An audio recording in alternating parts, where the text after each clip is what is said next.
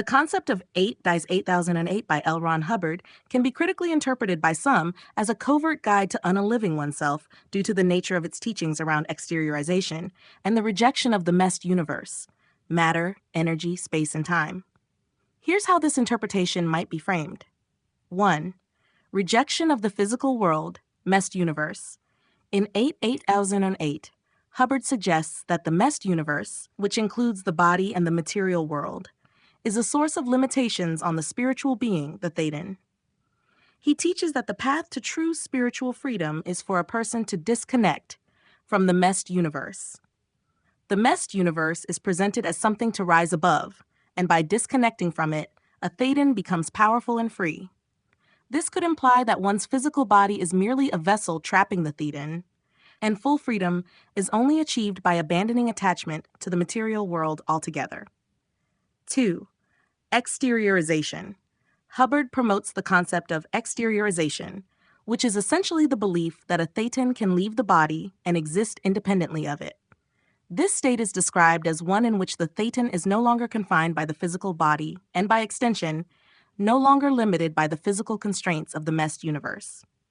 In a critical light, one could argue that this teaching could be construed as encouraging individuals to detach from their bodies entirely, possibly even seeing death as a way of achieving this complete separation. 3. Total cause over meshed. Hubbard's work suggests that through Scientology practices, the theta can attain total cause over the meshed universe, meaning that the theta can control thought, matter, energy, space, and time. This pursuit of control over the material world might lead some to believe that once they fully disconnect from the physical body and world, they will gain this superior state of being, effectively becoming immortal and omnipotent. This could potentially motivate someone to seek complete detachment from their physical existence as a means of achieving ultimate spiritual liberation. 4. Transcendence of death.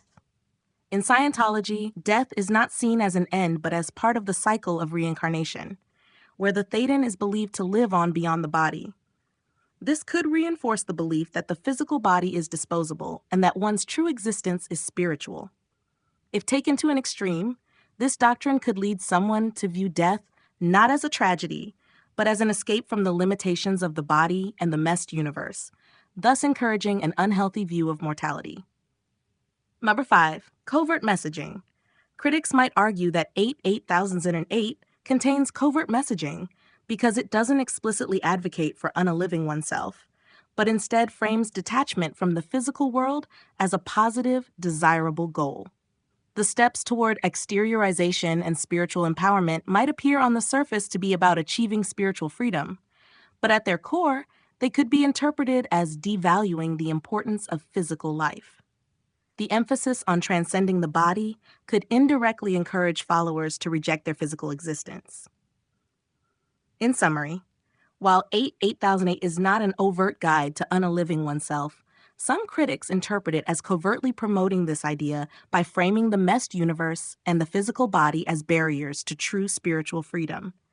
The encouragement to transcend or disconnect from the material world through exteriorization could be seen as subtly suggesting that death or separation from the body is the ultimate way to achieve spiritual superiority and immortality.